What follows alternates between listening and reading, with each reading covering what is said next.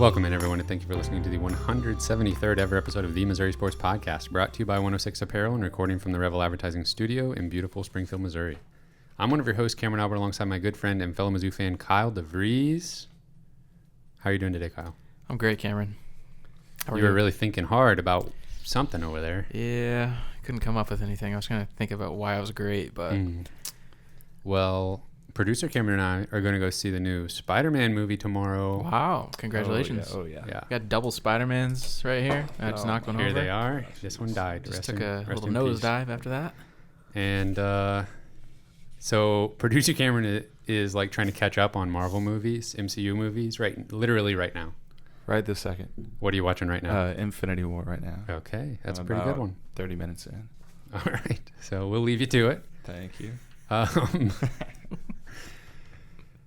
Kyle, we've got a lot to talk about this week. Early signing day happened for football. It was very exciting, but it wasn't surprising, thank goodness. No real twists and turns for Mizzou football. And we've got a bowl game, midweek bowl game this coming week. It seems weird that we have to even preview. I mean, we're going to preview Army. Mm-hmm. We're going to preview bragging rights. It seems weird that those games are already here. They're within the next week. That's kind of wild. Yeah, I feel like, just like off the top of my head, I feel like both of those things should be happening on a Saturday. Yeah. And for them both to be happening on a Wednesday night is weird. But, oh well. It does suck that they're happening literally at the exact same time. Christmas is on a Saturday, which kind of throws a wrench in some stuff. That does make sense, yeah. Okay. NBA has games on a Christmas. That's true. Yeah. They kind of have like a monopoly on that, though. Yeah, they do. Before we jump into all of that, don't forget to subscribe and leave us a like on YouTube. Leave a comment. Subscribe. Did I already say that? Leave us a review on your podcast platform of choice.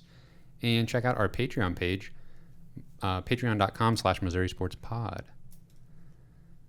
Real quick, in the news section, Mark Mitchell picked Duke over UCLA and Missouri.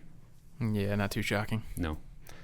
Is there any other news besides signing day stuff? Trajan Jeffcoat is back, folks. Right? Yeah, Trajan Jeffcoat. Okay. He's back. I was looking for reassurance. Yeah, he announced today that he's not even he's had 2 seasons of eligibility left too. Yeah. So I mean, I guess he could have transferred. Maybe well, I don't even. He could have gone to the NFL. Is he NFL eligible at this point? I guess he is. Maybe. Probably. Yeah. Yeah. Yeah. Well, either way, it's still good news. He's back. Yeah. D-line's going to be nasty. Really? In a good way. Okay. Better than this year. Maybe. Okay. I would think so. Gonna get Kyron Montgomery back. Oh yeah. Maybe add a little Travion Ford into the mix. Mm-hmm. Return mostly everybody. Yeah. That's important. Makes sense to me. Maybe get rid of some guys that weren't so great. I didn't say it. Anything else newsworthy besides signing day? Yes. There is a 2023 recruit announcing his commitment tomorrow.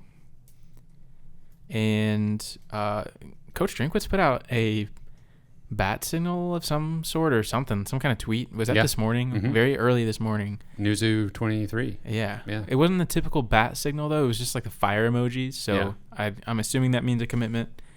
Makai Wingo said something like, and this guy's a dog or something like that. Mm-hmm. I want to make sure I say his name correctly. I believe in you. Can you stall for just a moment? Yeah. I had something that I was going to share from Dave Matter on Twitter. Okay. I think thanks for stalling. That was really nice. That was really good. I think this gentleman's name is Jakai Lang, and he is a defensive end from Missouri, from Troy, Missouri. He's a 2023 recruit, 4-star. So that would be the second commitment of Missouri class if he were to commit to Mizzou. It seems. I think he has a scheduled announcement for like Sunday. I think it's or Friday. I think it's tomorrow, but I could be wrong.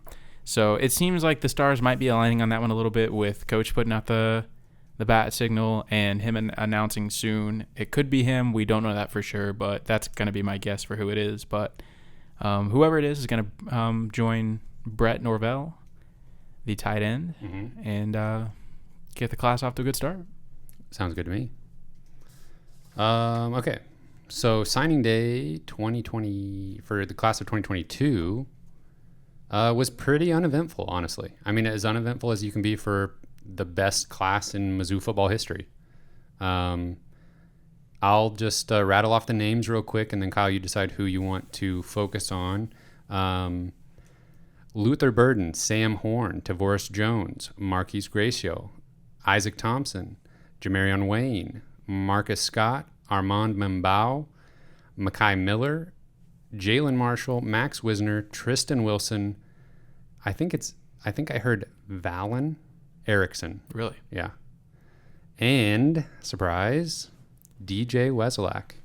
Yeah, have all signed their letters. They're coming to Mizzou.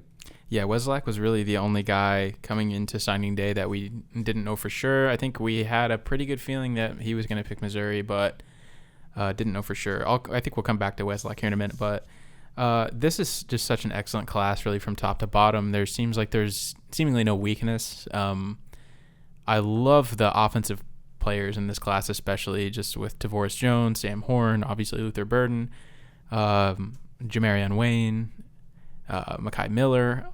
All of those guys have the potential to be really great contributors in the SEC at Missouri. And some could be contributors pretty quickly, depending on position. But I don't know. Just some of those names on offense just really excite me. But for the most part, from top to bottom, the class is incredibly impressive and probably, hopefully, one of the best that Missouri's ever had. Yeah. So the dynamic duo, quarterback, wide receiver, Sam Horn and Luther Burden, obviously the highlight of the class. And the staff has talked about multiple times that they think of literally all the quarterbacks in this high school class, Sam Horn was the guy they wanted. Now, obviously, you're going to say that, but I think he's listed as the 6th best pocket quarterback in the country. And it's actually believable because he's ranked high enough to where you could really actually make an argument that he is the best. Yeah. Yeah. Based on his athleticism, his great arm ability to throw in the run, he's a plus athlete, and I don't know, just seems to kind of have it all. Now, Kyle, there's a little bit of controversy because he's a very good baseball player, and he, I believe, is expected to be drafted to a Major League Baseball team. Really? And he actually was a little bit non-committal about playing baseball professionally. He said it will depend on where he's drafted. I don't think it's something to be really concerned about, but I think I saw he was not expected to go in the top 100 picks. So it sounds like he's not it's not like Kyler Murray or somebody that was supposed to be a top pick or something. Right. But yeah, I mean, that's something to be aware of. He is going to play baseball at Mizzou, and he could be drafted in future MLB drafts, and his stock could rise based on what he does at Mizzou. Yeah. As someone who's a pretty big football fan, obviously you don't love that necessarily, but obviously you want him to take advantage of every opportunity he's going to get. I think that's cool that he's playing baseball. I mean, if he has the ability to do both things well, that's pretty awesome, pretty impressive. I wish he was enrolling early, but he's going to obviously play his senior season of baseball at Collins Hill or wherever he goes to high school. Yeah. I've been really excited about the dynamic between him and Luther Burden, on social media and stuff. And they've been on campus together multiple times, and it seems like they already have a little bit of a relationship. And that's somewhat interesting. Obviously, they're coming in as the same class, but I don't know. It's Luther Burden may need to develop chemistry with a different quarterback that's already on Missouri's roster. And how will that go? Will Sam Horn be the guy day one, or will he have to sit behind Connor Bazelak or Brady Cook? We don't know. So a lot of questions that will have to be answered. But the good news is, I would say for me personally, the situation around quarterback is not as rosy as it was a year ago. Yeah. No, not at all. Or even like early this football season, it seemed like, we've got Sam Horn coming in, but we've got Wesolak returning and several years of eligibility, two good backups already. What are we going to do? Exactly. I think now it's like Sam Horn, save us. Beginning of the season, we would have said there's a pretty good chance Wesolak plays 3-4 full seasons here before we're ready to turn it over to Sam Horn or whatever. And I think most Mizzou fans probably would have agreed with that or said that sounded good. We are in a different spot now than we were, 3-4 months ago with a quarterback situation, especially seeing how the season unfolded and like the receivers just not being utilized very much at all and stuff. There were some concerning things that happened on the field as far as the offense goes this season towards the end of the year, but hopefully with maybe some new blood in there, things will be different. Now you could argue, I've seen this on Twitter and other places that Drinkwitz has not unleashed his full offensive arsenal yet because of personnel limitations, and it's really no way to know. Yeah, I don't know how much I buy that because he's going to want to win games, and I don't think there's been offensive playmaker wise. I don't think we've been in a real bad spot the last 2 seasons, but maybe it all comes down to the quarterback spot for him, and with a more dynamic player at that position, he'll feel more comfortable opening things up a little bit. But I think we're still going to see a lot of quick passes and stuff no matter who the quarterback is. Yeah, I think that's just what his offense is. He wants to spread the field laterally for sure. But we got a guy that can take short passes to the end zone. Seriously. Luther Burden it's going to be so fun to watch. And he's coming in the spring too, so he'll play in the spring game. Yep.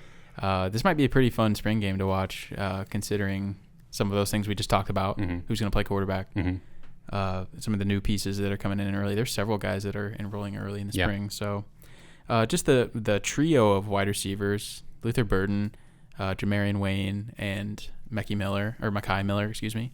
Those 3 guys are really talented and all in kind of a different way, and they're going to be so fun to watch. Yeah.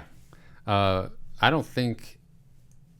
can't say enough about the number 3 player in the country, the number 1 wide receiver, top player at his position, Luther Burden, from St. Louis, choosing Missouri over literally any other program that could possibly want him. Yeah.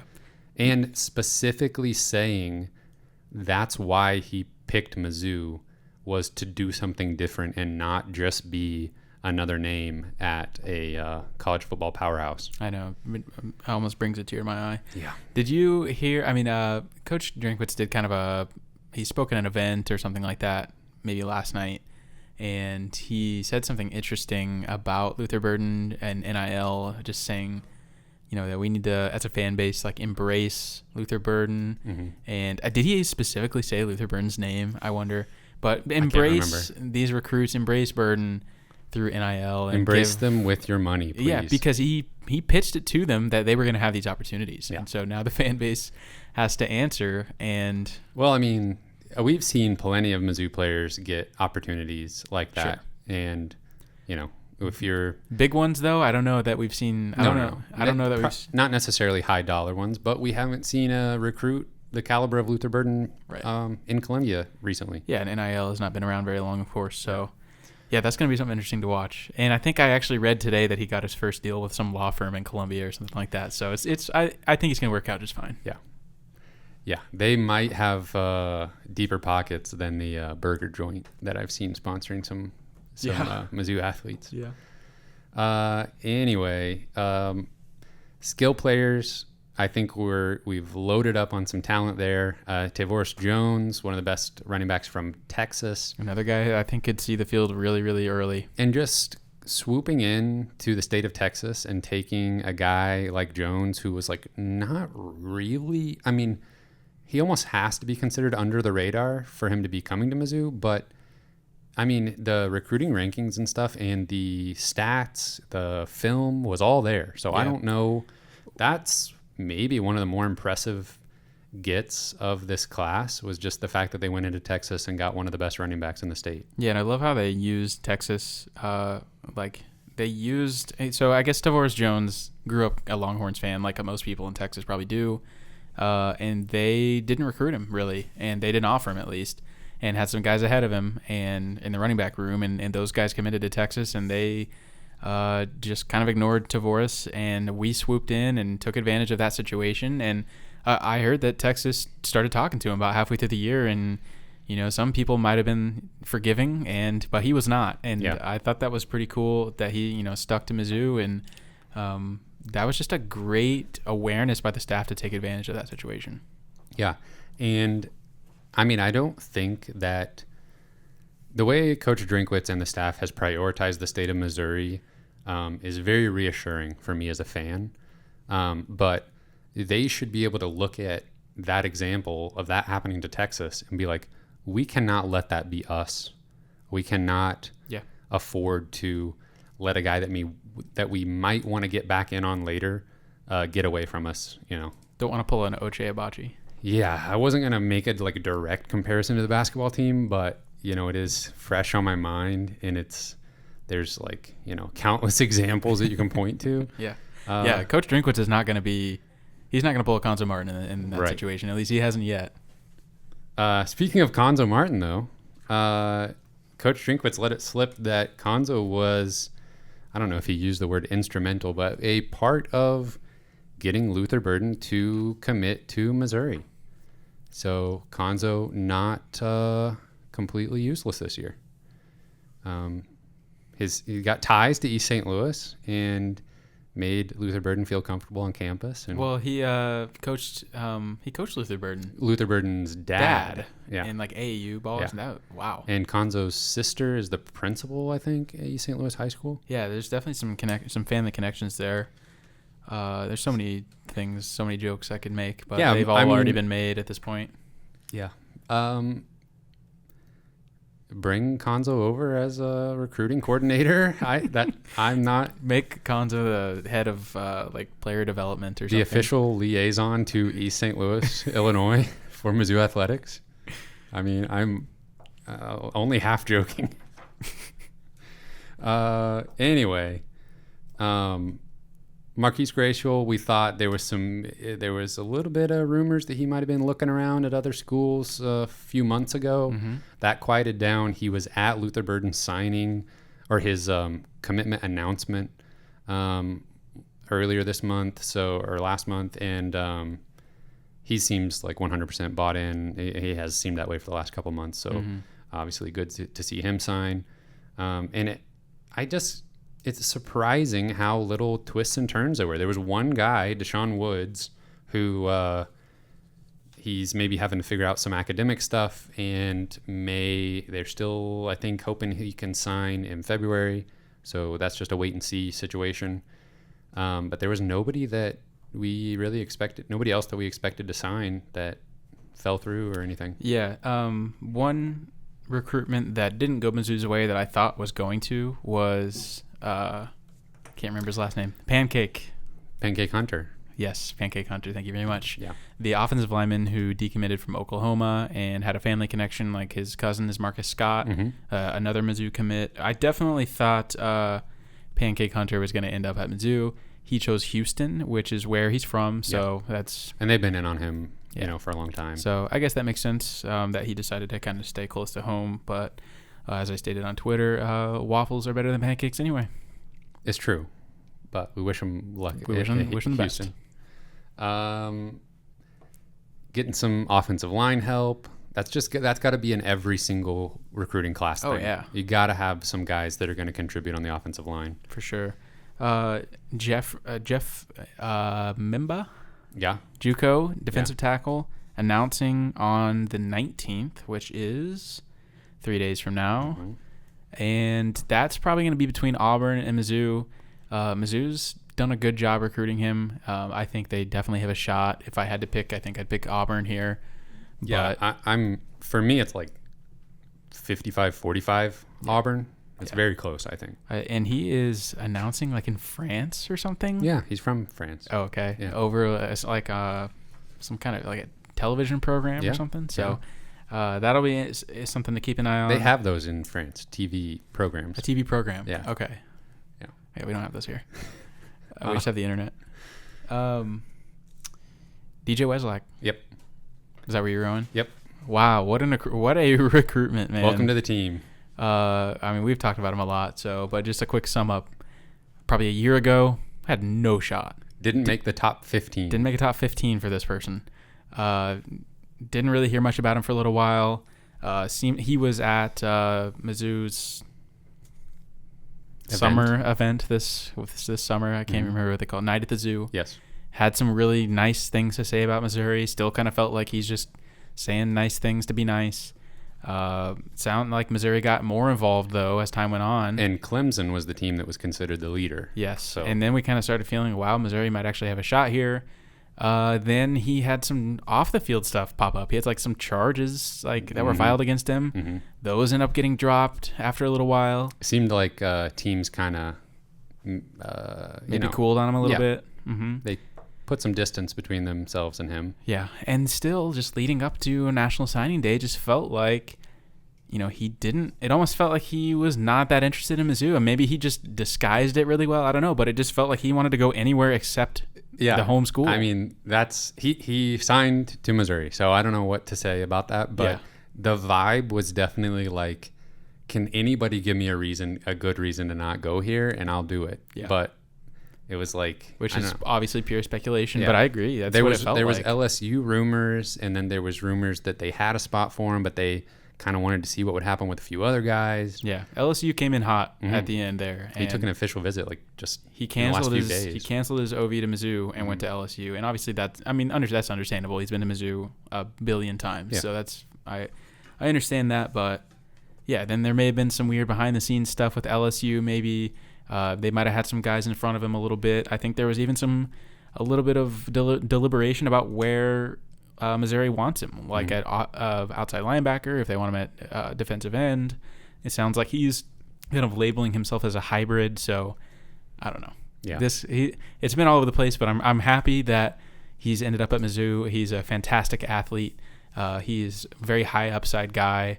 He's got a college-ready body as it is. So, yeah, let's just kind of have a drama-free little while here, DJ, and we'll get you on the field and go sack the quarterback for us. That'd be really nice.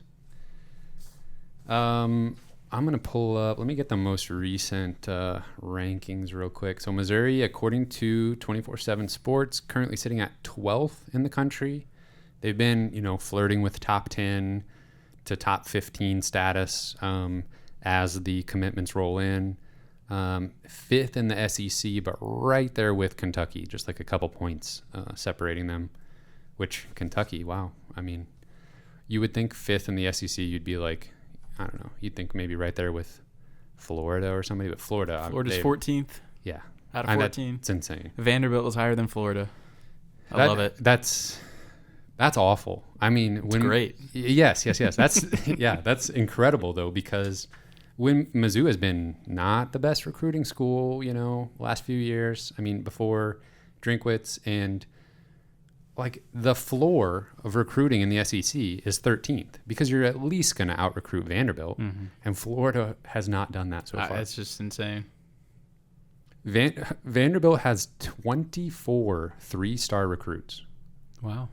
Florida, their class kind of fell apart and also didn't exist to begin with.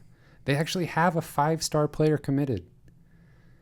For 2022? Yeah. Wow. They only have 10 commits though. So I don't know. Well, that was a legitimate criticism of Dan Mullen. I feel like that's one of the things that sent his coaching job spiraling out of control, as people were asking him what is going on with recruiting. And he could have salvaged that, but he literally was just we're not going to talk about that right now. He just decided to take the worst angle possible and fight them about it and get angry, and I felt like very Dan Mullen thing to do. That was the start of it all, and it ended quickly.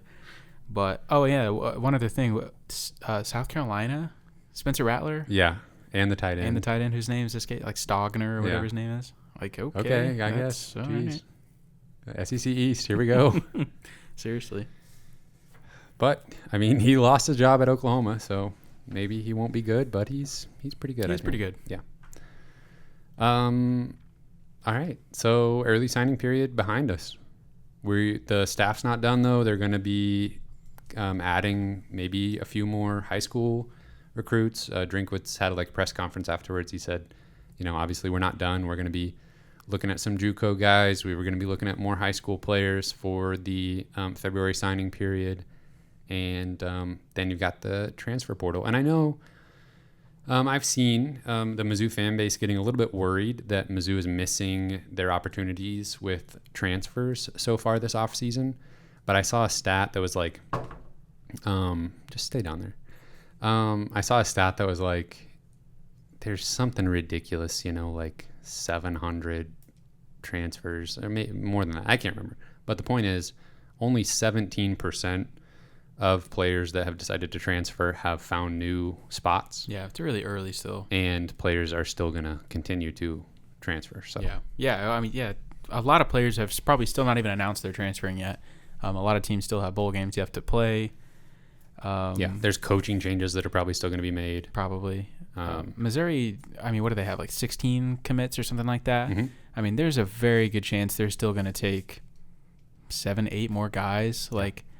There's still going to be a lot of additions before this recruiting cycle's over. And some of the transfer portal additions can happen super late.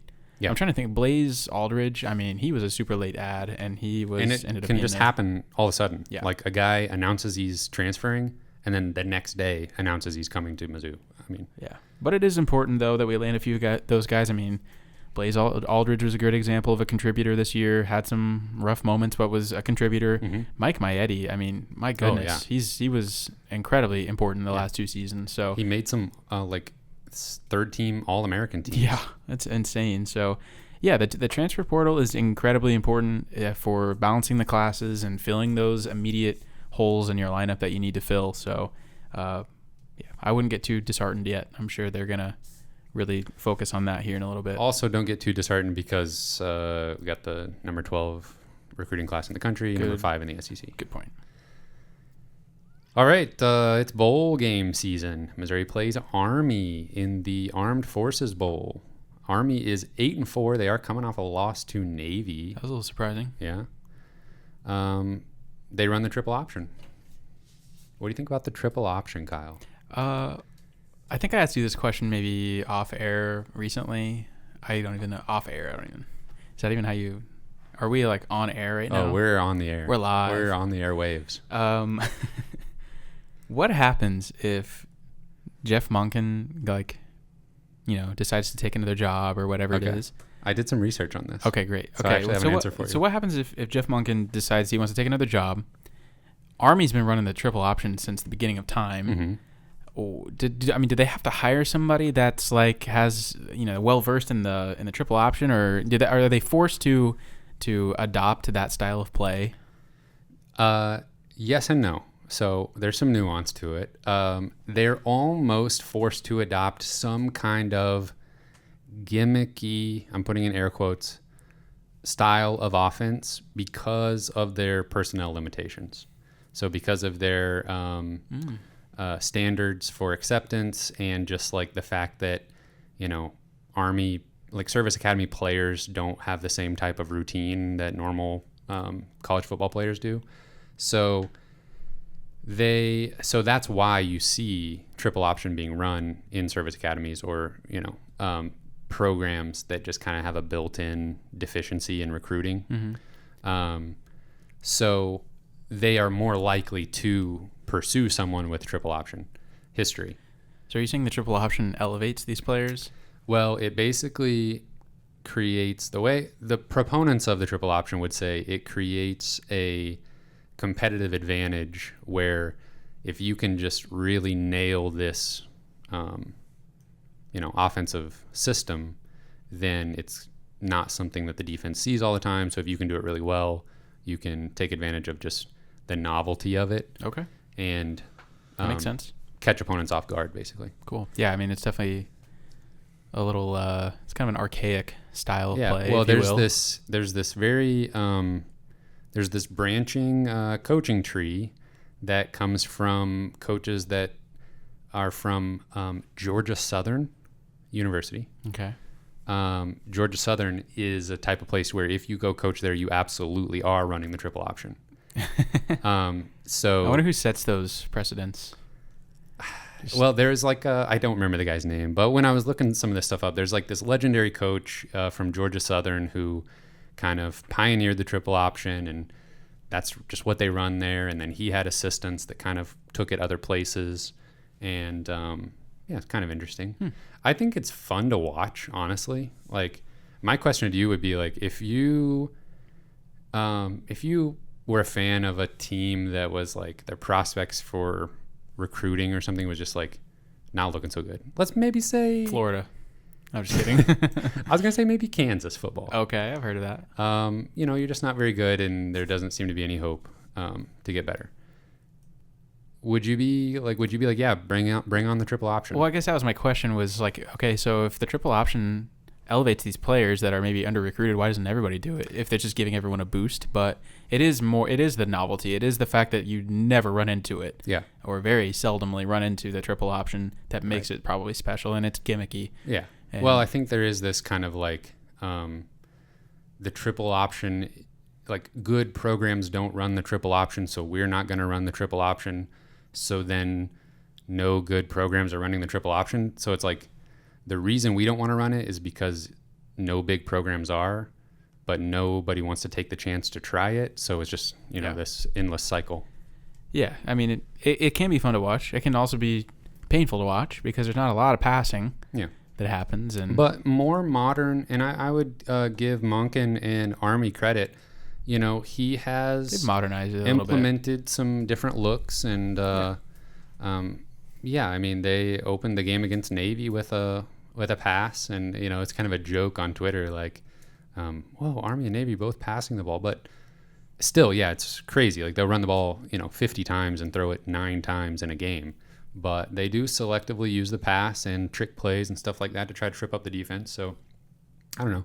I think it's kind of fun to watch the quarterback make these reads. Mm-hmm. And when you have 2 reads, you have your handoff read and your pitch read. I think that's kind of cool. Yeah. To see like that. And it's kind of I don't know, the movement, the motion, and the fakes and stuff. I think it's kind of fun. Yeah, for sure. The Mizzou's defensive line is going to have to be aware. I mean, they're going to have to eyes up, got to find the ball because they're going to do a lot of trickeration.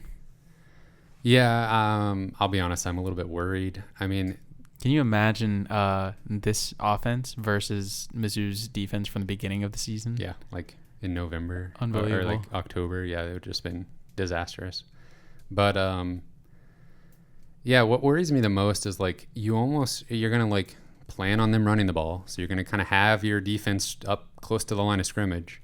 But then one missed read or broken tackle, there's like nobody in the defensive secondary to like clean up a play typically. Yeah. Because the defense is kind of spread out a little bit and very close to the line of scrimmage. It's almost like, I don't know, in like a video game, if you were like running from the goal line set and the defense is in the goal line set and you like break a run, there's just nobody there to tackle the guy. Yeah. Yeah. I mean, you probably almost wonder Navy shut them down last week because they probably know what they're doing against an offense like this. They obviously play them every year. Missouri does not play it against a triple option every year. No. And it's probably, I would expect some big plays. It's very possible that Army might break off some big ones in this game. Yeah. I mean, there's obviously an aspect of it that's just like a traditional read option mixed with speed pitch option offense, just like the two things mixed together, basically run every single play. Yeah. But they bring receivers on jet sweeps, fake it to them. So it's a challenge, I think, for defenses. And Army has not played a very tough schedule at all this year, so their wins are not anything special, and they've got some bad losses. That's why they are kind of in this lower tier bowl game. But also the Army being in the Armed Forces Bowl kind of makes sense. Yeah, I mean, most triple option offenses are going to have a mobile quarterback, but their quarterback is very mobile. He's a really good player too. Yeah, really fast. Presents some interesting challenges. Mm-hmm. Their like fullback, will just like bowl people over. Like you don't see fullbacks being used a lot, but they're going to be used in a triple option offense. Yeah, it's kind of a thing of beauty. Yeah. It's really kind of an old school thing that I can kind of appreciate it. Yeah, it's not fun when your team is going up against it, but probably true. As a novelty to watch every once in a while, it is interesting. Yeah, some of the secondary players are probably bummed that we're playing them because they may not get as much action. Yeah, I mean, what you have to hope to do is get them behind the sticks in like third and long situations, and then it can be pretty. That's what Navy was able to do. Get them off schedule on offense, and they had to throw it more in the second half than they would typically like to. Yeah, get an early lead. Mm-hmm. Make them throw. Army's defense is pretty good. They're led by outside linebacker Andre Carter, third-team All-American, and had 14.5 sacks this season. Wow. And he's got another year of eligibility, so he might be back. I think this sounds weird, but this might be a high-scoring affair. Like, I don't think Army's defense is all that great, and I think the quick passing game and just literally running away from Carter. I mean, he's a really good pass rusher. He's not the best run stopper. I've watched some Army tape, and you see a lot of missed tackles. So I think our running game should be able to get going, and I think the quick passes will be there. But with the way Missouri's offense finished, the second half of the football season, you have no idea. Yeah, they have no idea. Yeah. Yeah, I think this. I don't know. I could see. Okay, if this game's a blowout, who is winning? If it's a blowout, I think Missouri scores like 10 points, and if it's a blowout, I think Army wins like 24-10 or something. Is that a blowout? I guess. I mean, by 2 scores. Yeah, I mean, because Army doesn't really want to have a high possession game, so them winning by 2 touchdowns, I don't know. Yeah, I could see if it's close and high scoring, then I could see something more like 34-28, 34-32, something like that. Yeah, I feel like normally when we're making these score predictions, like I have like a pretty good understanding of what's going to happen in the game a lot of the times, and I feel like normally our predictions are pretty close. Yeah, for the at most least part. one of us is pretty on the money.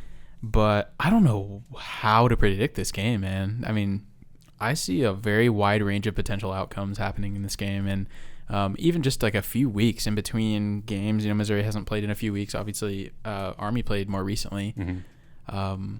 I don't even know who we're going to see a quarterback from Mizzou. Yeah. Is it going to be Wesolak? I don't know. Yeah. Supposedly, Brady Cook's been taking first-team snaps in practices. I'd be fine with that. I'd be perfectly fine if Brady Cook just played this game. That's what I'm hoping happens. I mean, I want to see something different. Yeah. I mean, if Wesolak goes out there and does the same thing that he did in the last 4 games of the regular season, vomit. Yeah. I'm going to be so sad. Well, at least you have something else to watch. But that'll make you vomit even more. Basketball game. Yeah. Okay, quick prediction for Army-Navy. Army-Navy. I got Navy winning that one. Wow, how'd you know?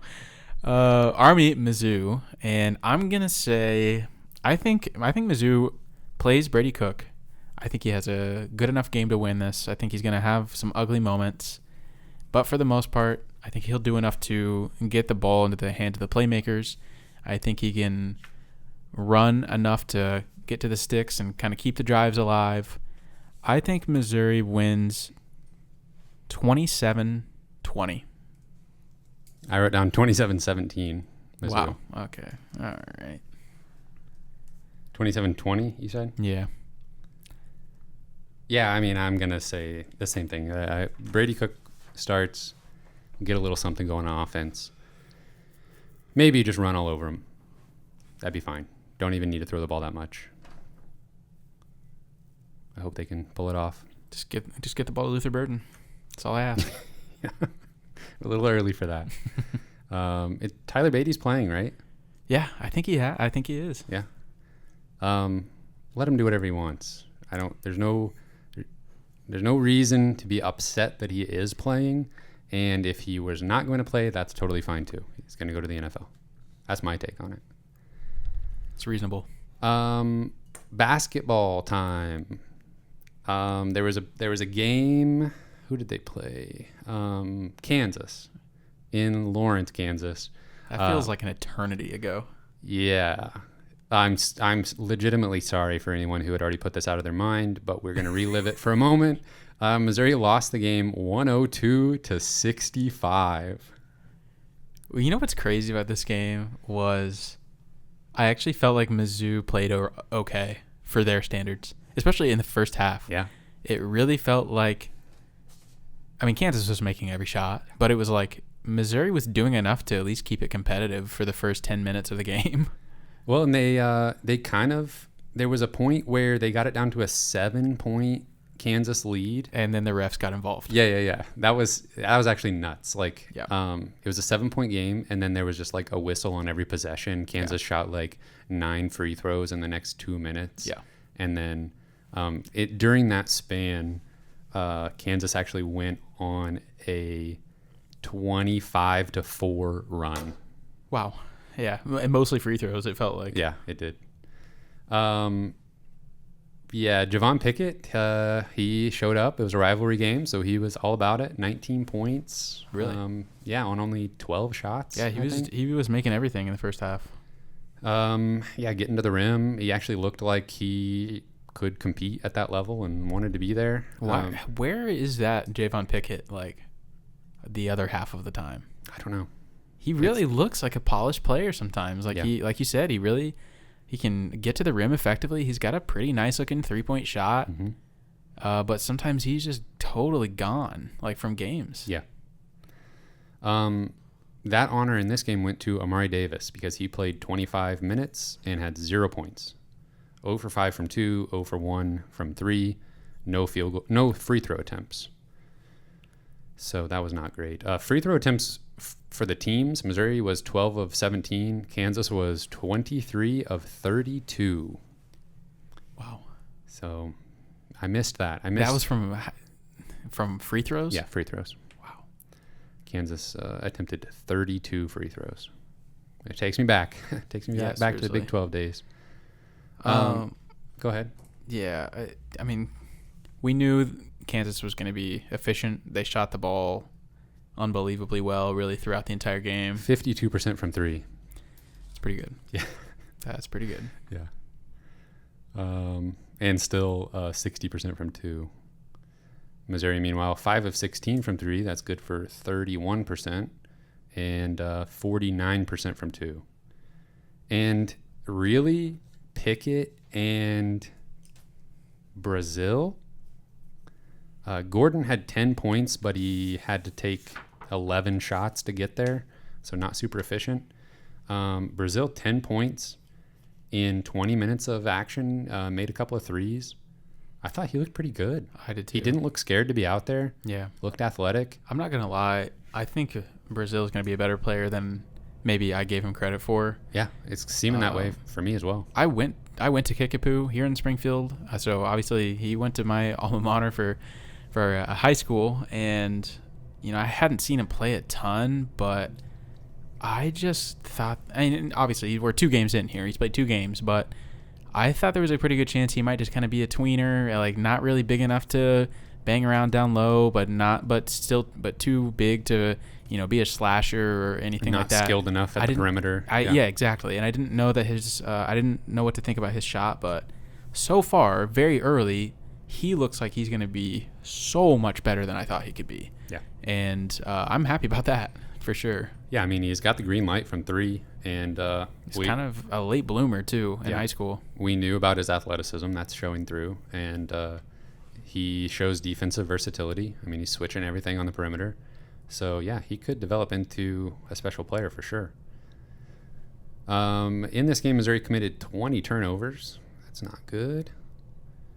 There's not a whole lot else to say. Kansas was just incredible. I mean, McCormick didn't even go crazy. Like, he didn't really impose his will like he could have in this game. Spoiler alert, I think we will see that happen in the Illinois game with their big man. Abaji had the quietest 21-point game you've ever seen in your life. Just 5 of 7 from 3. Yeah, they're really good.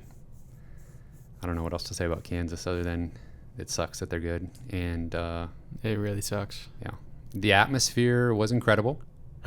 That had been fun for those players, even the Missouri players. I mean, I was probably nerve-wracking. And did you notice that when the game was getting started, all the players are kind of walking out into the court to tip the ball and everything? Could you notice that they were kind of smiling and stuff? Oh yeah. Like, I don't know that I've ever seen something like that. Like Christian Brown, yes. they couldn't even contain their excitement. Yeah. Almost like they were just so amped, and so they were just like bewildered by the crowd and everything. And I'm sure the Mizzou players were like, "Holy crap, this is intense." Yeah. Well, some of the Mizzou players were kind of smiling a little bit too. Like everybody was just, I don't know, it was crazy. It must have been a crazy atmosphere, and just all the stuff leading up all week, all the social media teams going crazy with making all the content about the border war and everything. Just that I don't know that a year ago if all those players really understand what the rivalry means, but they learned what the rivalry meant. Like by the time that game tipped. Yeah, and of course Kansas just walks out on the court and is immediately super hot shooting the ball. Yeah. Like usually I feel like in those situations the teams are a little stiff. Like even the home team with that kind of crowd atmosphere, they're a little bit like nervous. We really got to do a good job here. Yeah. They seemed so relaxed. No, they were loose. Just knocked everything down. Of course, that fed the crowd even more. I mean, it was over quick. And then they got the crowd back into it late by bringing in walk-ons to score 100 points. Yeah.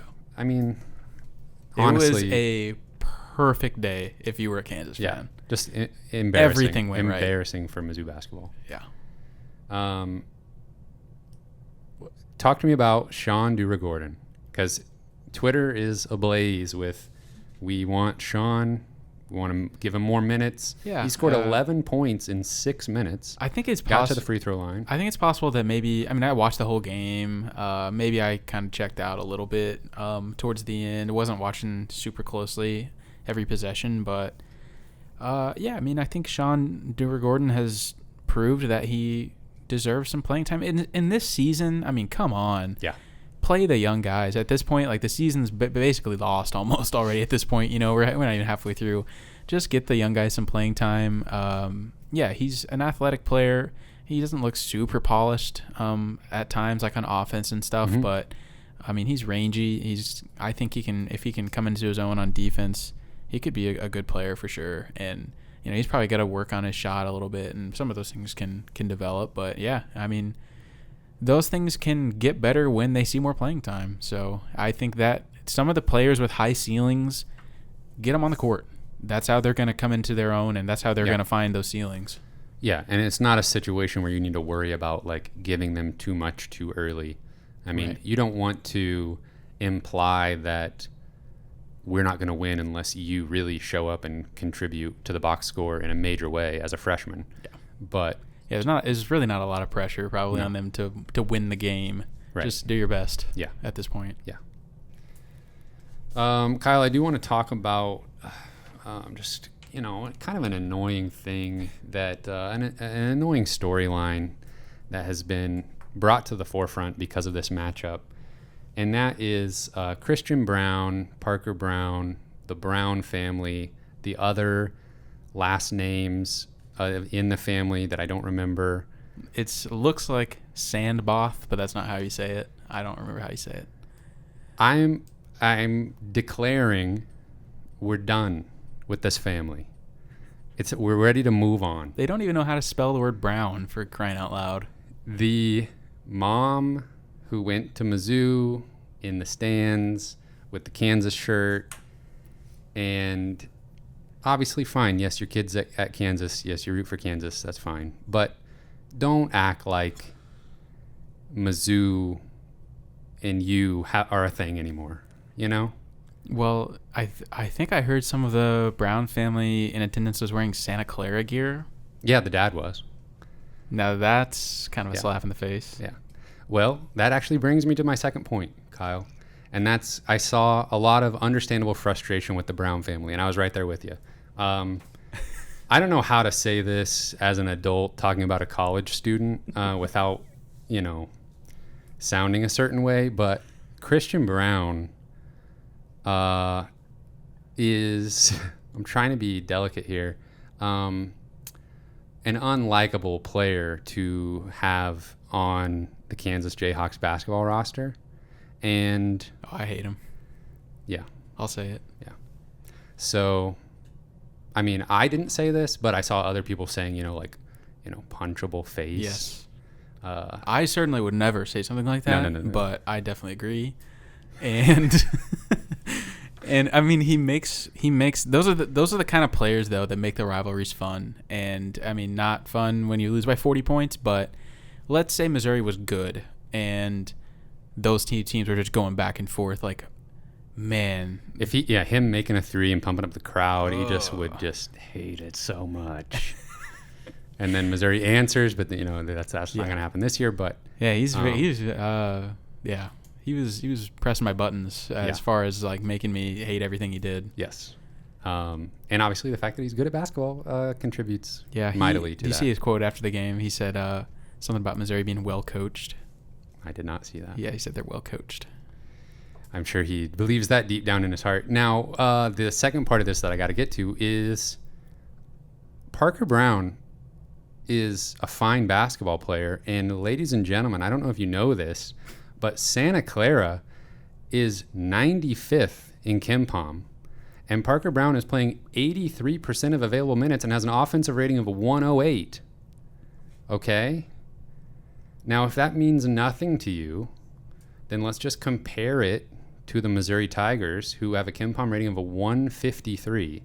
So I'm telling you, Santa Clara is better than Mizzou. So you're telling me that Parker Brown couldn't get minutes on Missouri, so we thought he went down a level. Yeah. But he actually is playing for a better team. Yes. And playing better. And playing more minutes than he did for Missouri. Yeah. So something doesn't add up there. Yeah. So I could... you hear Santa Clara, you think, oh, Parker Brown transferred to Santa Clara. Oh, wow, he really had to go down a level to contribute.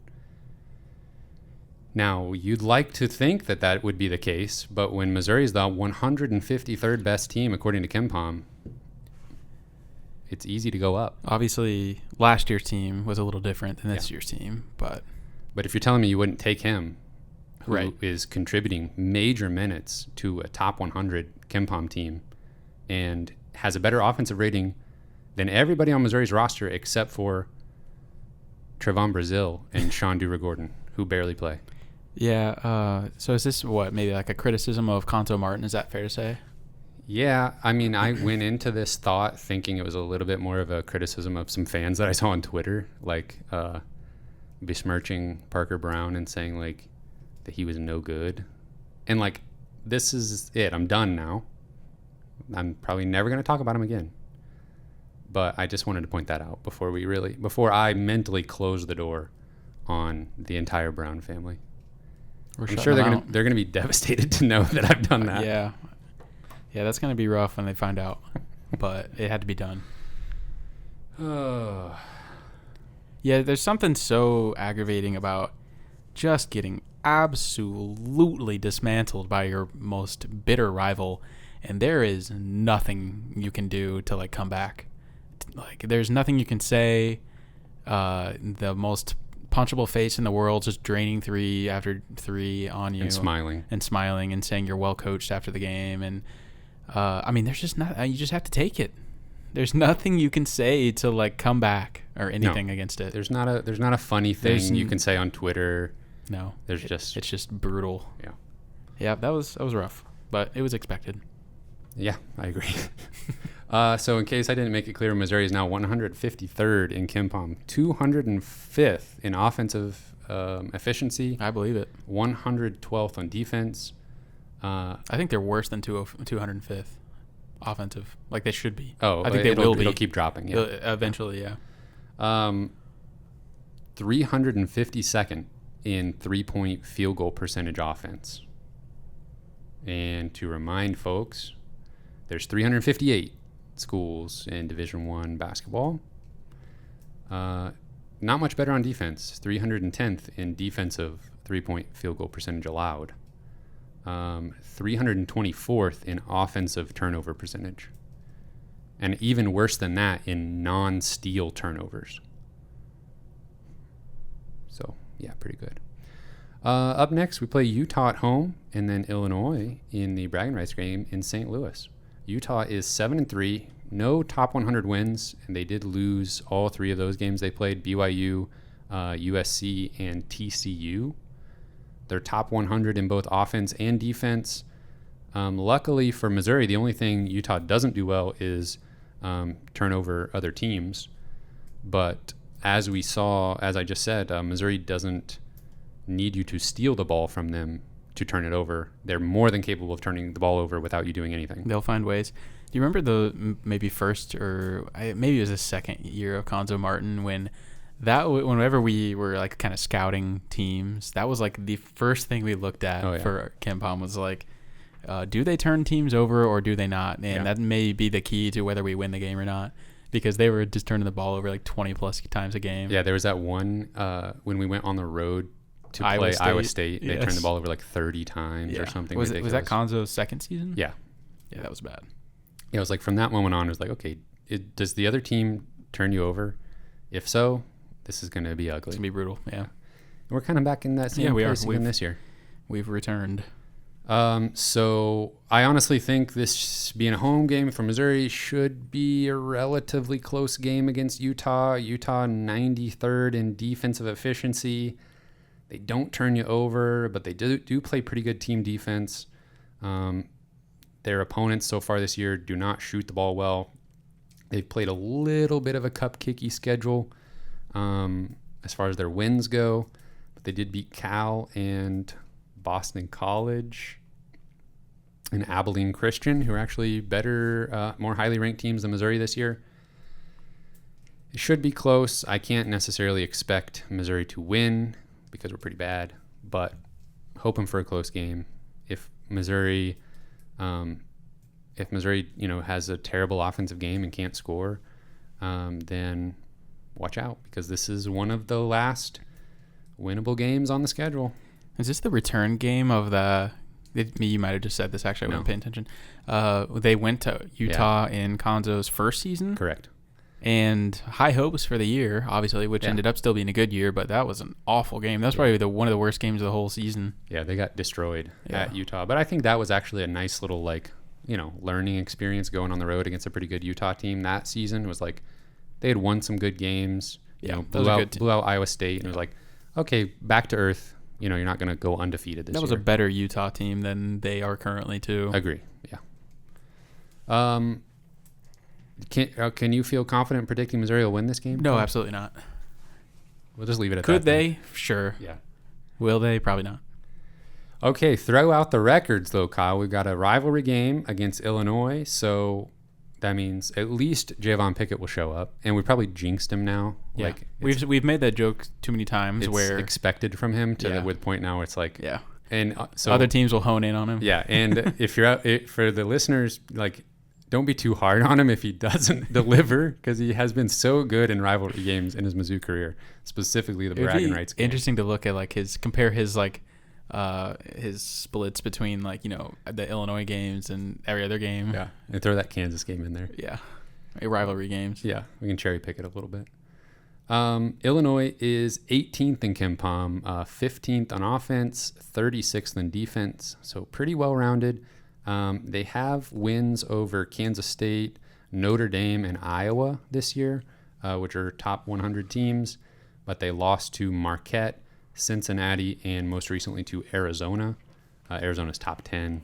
They only lost that game by 4 points. A big factor in this one is whether they will have their starting point guard, Andre Carbello. He had a head injury, so he's missed a few games, and the most recent stuff I saw from a couple days ago was still up in the air whether when he would be back. Yeah, he's a difference maker for sure. I remember he had a great game against Missouri last year, and he is, I don't know, he's talented, man. He's all over the place. They still have Kofi Coburn. Hey, producer Cameron, I think somebody's trying to see if there's anybody still here. They still have Kofi Coburn, so he is a force down low. And I think anything we didn't see from David McCormick in the Kansas game, I think we will see from Kofi in this one.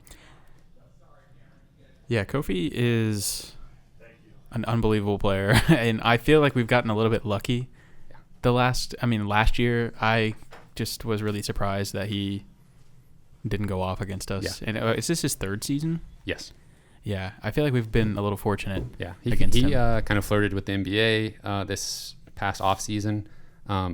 He's an interesting case as far as like a NBA big because you need to have basically like elite rim protection on defense to justify an NBA team taking a chance on you if you're not like a floor spreader. But I think somebody will take a chance on him. Yeah, for sure. Corbello, we don't know about him. They've got some really good shooters. Alfonso Plummer, Trent Frazier, who feels like he's been at Illinois for 18 years. Oh, my word. Jacob Grandison. Watch out for those guys to make a bunch of three-point shots. I don't know. I think this team's not as good as Kansas, and it is a neutral site game. And they're not as good as they were last year. True. That being said, Missouri is a lot worse than they were last year. And yeah, two pretty different teams. Yeah. I think it's going to all be Coburn and three-pointers for Illinois. And we've seen Missouri just leaves three-point shooters wide open. So if they do that against Illinois, it's not going to be pretty. And looking back at the Kansas game, like Wilmore played like 6 minutes. And should have been less. Yaya played 8 minutes. So they basically kind of abandoned playing any kind of traditional five. Mm-hmm. Are they going to try and put Wilmore on? He'll start. I mean, he'll jump center and then... Again, I'm not sure he jumps. Well, he will attempt to tip the ball at the tip-off. And then he'll be at the 5 spot till they can sub him out. Gets in foul trouble 3 minutes in. Yeah. I mean... I think Coburn's going to go nuts. I think he'll have he'll go for 20 and 10 easy. Yeah. I mean, there's no Jeremiah Tillman to slow him down anymore. Yeah. I think he will have his way. Yeah. I agree. And I think he's more of an offensive threat than McCormick. Yeah. All right. So I think Missouri's going to lose this game. It's just a matter of by how much. I hope and pray they can keep it close and that they can get some of that rivalry game magic going. From Pickett, you need something from Amari Davis. You can't have a goose egg from him. Yeah. I don't understand. I think he should be taking 8 mid-range jumpers a game. Like that's supposed to be what he does well. So, and when you can't score, just let him do it. Like, yeah. I'm not really sure. Yeah, why his game has changed from his previous stop, Milwaukee or whatever. He's made some mid-range shots and looked good doing it. I think just let him do it a little bit more. Yeah. Obviously, nobody is going to be making threes at a reliable rate. Kobe Brown, I think, might be the best three-point shooter on the team. Maybe Brazil. That's true, yeah. We still don't know exactly what's going on with Boogie Coleman either. It seems like, the only thing I can think that's keeping him out of games is like his effort in practice, honestly. Yeah. Because he hasn't broken any rules. It's not a disciplinary thing from a rules standpoint. I think Konzo's just not happy with him. Yeah, at this point, just play the young guys. Yeah. Is there any positive note we can end this episode on? Luther Burden. Football, everything football. Yep. Enjoy that bowl game. The bragging rights arena. I'm sure some of you guys may be planning to go to this game. Maybe not. I don't know. But that is going to be Illinois dominated as far as the arena goes. Yeah. Considering how bad Missouri is, obviously, but also with the bowl game. Oh yeah. I just don't. That's going to be weird. Yeah, Mizzou fans that are interested in both sports are probably going to choose the bowl game over the bragging rights game. Yeah, I'll probably have both going on at the same time, but maybe one on the TV, one on the laptop or something. But at halftime, you can decide which one takes priority. Yeah, exactly. But yeah, they're both literally at 7:00, I think. Yeah, so the football game will last longer, but that is unfortunate. But maybe not. Special thank you to our Patreon supporters at the $10 level and above: Britt Treese, Brian Smith, Ryan Lee, Tristan, Ben Smith, Parker, Daddy JD, Luis Hernandez, and Tim Keynes. One thing, it is the fantasy football playoffs. Oh. So reading all these names, so many of them are in the fantasy football league, but I think only, Ben Smith, Parker, Daddy JD, those are playoff teams along with you, producer Cameron. And the wives. And the Missouri Sports Podcast wives. Our wives made the playoffs. And I didn't. I'm very sorry, Cameron. Better luck next year. Yeah, me and producer Cameron are facing off again in the first round. All right. Thank you, gentlemen, for your support. You can find this podcast on Spotify, Google Podcasts, and Apple Podcasts. We're on Twitter at Mizzou Sports Pod, and you can email us at MissouriSportsPod@gmail.com. You can find our t-shirts and stickers on our online shop, MissouriSportsPod.BigCartel.com. How's the movie? Wonderful. I still got an hour to go. Thank you, everyone, for listening. We will see you next week.